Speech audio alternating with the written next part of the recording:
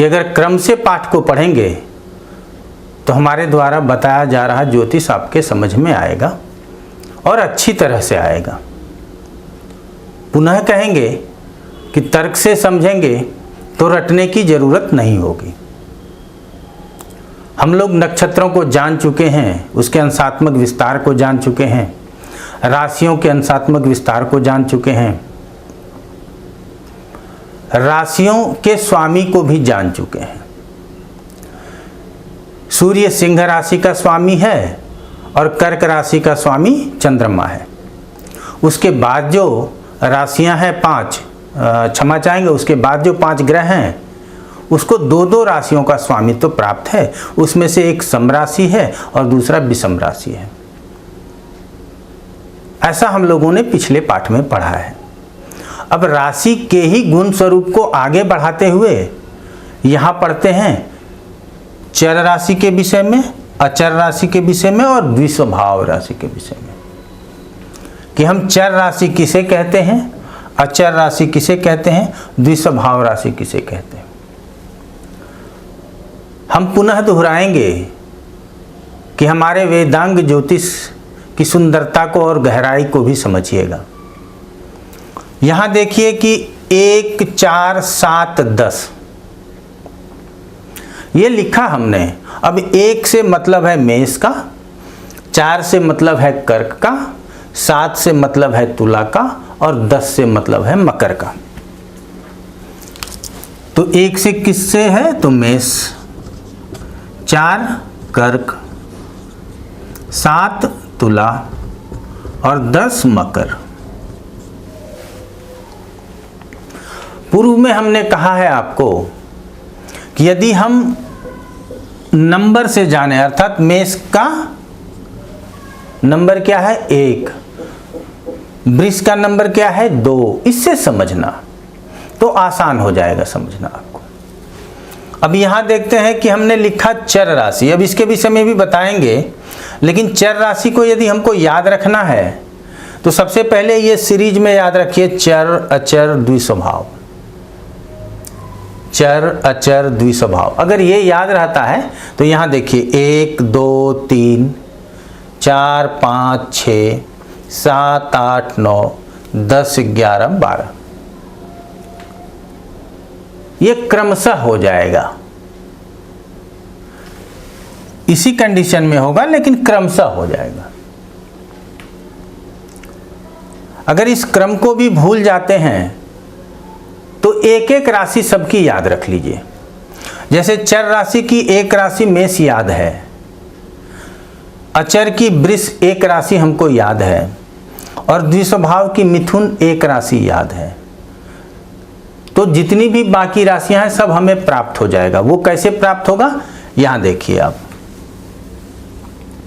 यदि 1 में हम +3 करेंगे तो रिजल्ट 4 आ जाएगा। अब फिर हम 4 में यदि +3 करेंगे तो ये 7 आ जाएगा और 7 में यदि +3 करेंगे तो ये 10 आ जाएगा। तो 1 + 3 = 4, 4 + 3 = 7 और 7 + 3 = 10। तो 1, 4, 7, 10 ये चर राशि हो गया। ठीक याद रखने के लिए अगर 2 याद है, हमें वृष याद है, तो अगली सारी राशियां कैसे प्राप्त हो जाएंगी। तो इसमें +3 करेंगे तो ये निकल आएगा, इस राशि में +3 कर देंगे तो अगली राशि निकल आएगी वृश्चिक, और इसमें +3 करेंगे तो अगली राशि कुंभ निकल आएगी। तो यही हमने कहा कि ये हमारे शास्त्रों की गहराई है, सुंदरता है, कि हमको यहाँ रटने की भी आवश्यकता नहीं है। जरूरत ही नहीं कि हम पाठ को रटें। हाँ, लेकिन क्रम से सुनते रहेंगे तो हम दोहराते रहेंगे और आपको याद होता रहेगा। अब वही द्विस्वभाव में भी देखेंगे आप। पहली राशि याद है हमको 3, तो पहली राशि के बाद कौन सी राशि आ रही है, 6 नंबर की राशि आ रही है। तो 3 में यदि +3 करें तो 6 प्राप्त हो जाए, 6 में यदि 3 करें तो 9 प्राप्त हो जाए, और 9 में यदि 3 प्लस कर लें तो 12 प्राप्त हो जाए। अर्थात 3, 6, 9, 12। मिथुन, कन्या, धनु, मीन अब तो आपको याद हो गया होगा। यहाँ भी वही, यहाँ भी वही। तो हम लोगों ने समझ लिया कि ये राशियाँ प्राप्त किस तरह से होती हैं। और ये चर राशि मेष से प्रारंभ होगा, मेष, कर्क, तुला, मकर, याद रखना। अचर राशि वृष, सिंह, वृश्चिक, कुंभ। द्विस्वभाव राशि 3, 6, 9, 12 अर्थात मिथुन, कन्या, धनु और मीन। ये तो हमको याद हो गया, अब नंबर से भी याद हो गया, नाम से भी हम लोग जान लिए। अब ये चर का अर्थ क्या होता है, इसको जानना ज्यादा जरूरी। अचर का अर्थ क्या होता है और द्विस्वभाव का अर्थ क्या होता है। यदि हम यहां कहें चर का मतलब होता है चलना, मूव करना, तो हम इसको मूवेबल साइन कह सकते हैं। ऐसी राशि जिसका स्वभाव कैसा होगा, तो मूव करने वाला होगा, बदलने वाला होगा, परिवर्तनशील होगा। तो ये आप लोगों ने जान लिया कि चर का मतलब क्या हो गया, मूव करने वाला, परिवर्तनशील, बदलने वाला। और अचर इसके विपरीत है, इसको फिक्स साइन कहते हैं, बिल्कुल कंक्रीट, जो हिले ना, जो स्थिर रहे। तो अचर राशि को स्थिर राशि भी कहते हैं। ये भी समझ लिया हम लोगों ने। विचारों में परिवर्तन नहीं होना, ये परिवर्तनशील नहीं है।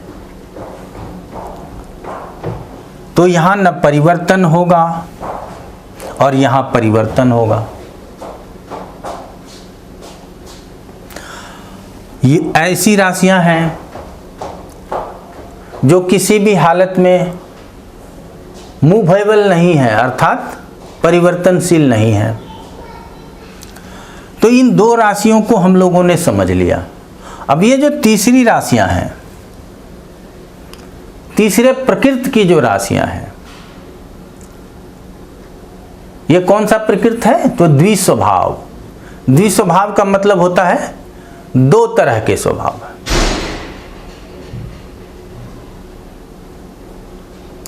द्विस्वभाव का मतलब होता है दो तरह के स्वभाव। अब वो दो तरह का कैसा होगा, तो कभी परिवर्तनशील होगा और कभी फिक्स होगा, स्थिर होगा। यहां विचारों में भेद है, अर्थात हम क्या करना चाहते हैं ये मेरे खुद के समझ में नहीं आता। कभी चाहेंगे कि नहीं जो सोचा वही ठीक है, कभी ऐसा होगा कि नहीं जो सोचा वो गलत है। अब इससे हम ज्योतिष को कैसे समझेंगे, तो हम यहां यही कहेंगे कि हम सिर्फ राशि के विषय में बता रहे हैं, उसी को आप ध्यान से समझिए भी कि मेष से लेकर के मीन पर्यंत तक राशियां होती हैं और इसी 12 राशियों में ही सारे लोग विभक्त हैं। और इसी के गुण स्वरूप के आधार पे हम जातक के गुण स्वरूप की बात करते हैं। तब मेष राशि चर राशि है, तो अर्थात ऐसे जातक का गुण परिवर्तनशील होगा, विचार परिवर्तनशील होगा। ऐसे जातक जिद पे टिके नहीं रहेंगे। और अगली राशि जब वृष की बात होगी, तो ऐसे जातक अपने ही जिद पे टिके होंगे, स्वभाव अडिग होगा। जो विचार अपने अंदर बना लिया है वैसा ही विचार उनके अंदर बना रहेगा।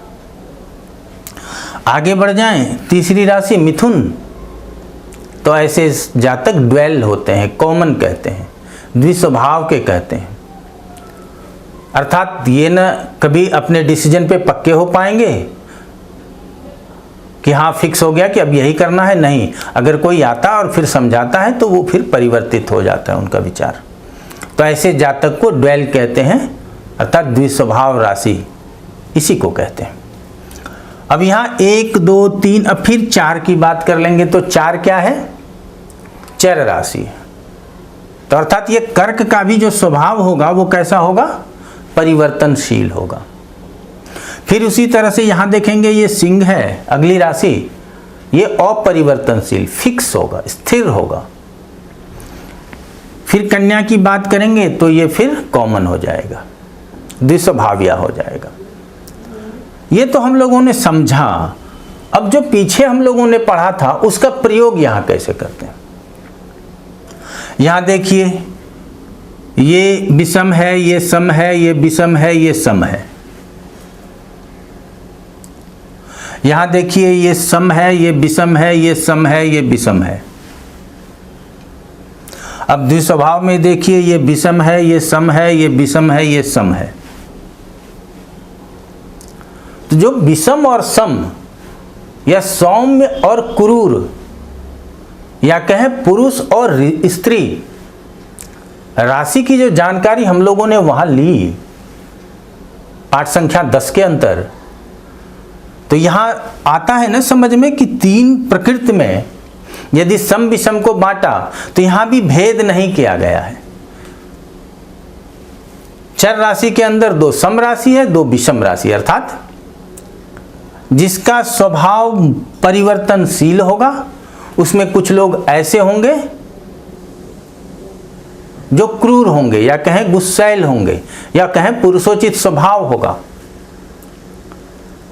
और कुछ लोग ऐसे होंगे जिसकी सम राशि है जो सौम्य होंगे, स्त्रियोचित गुण होगा उनका। अचर में भी ऐसे 2 गुणों वाले, अर्थात जिनका स्त्रियोचित गुण है और जिनका पुरुषोचित गुण है, जिनके स्वभाव में सौम्यता है और जिनके स्वभाव में सौम्यता नहीं है, ऐसे दोनों गुण वाले राशि फिक्स साइन में भी आएंगे। अब आगे द्विस्वभाव में बात कर लेंगे तो यहां भी देखा विषम सम विषम सम, पुरुष स्त्री, क्रूर सौम्य। तो द्विस्वभाव में भी ऐसे जातक होंगे जिनके अंदर सौम्यता भी होगी और कुछ लोगों के अंदर क्रूरता भी होगी। अब सौम्य तरीके से कोई अपने बात में मानेंगे या परिवर्तनशील होगा उनका स्वभाव, या सौम्य तरीके से अडिग रहेंगे, और बहुत लोग क्रूर तरीके से अडिग होते हैं। बहुत लोग अपने विचारों का बड़ी सौम्यता पूर्वक परिवर्तन कर लेते हैं, और बहुत जातक को आप अपने जीवन में देखे होंगे कि परिवर्तन तो कर लेते हैं लेकिन क्रूरता पूर्वक, गुस्से में आकर के, आवेग में आकर के। तो राशि के गुणों को समझना है। और जो पीछे सम विषम पढ़ा उसकी यहाँ क्यों चर्चा हो रही है, तो ये जानने के लिए कि यहाँ भी अगर चर राशि चर प्रकृति की राशि बताई जा रही है तो उसमें दोनों गुण वाले आ जाते हैं।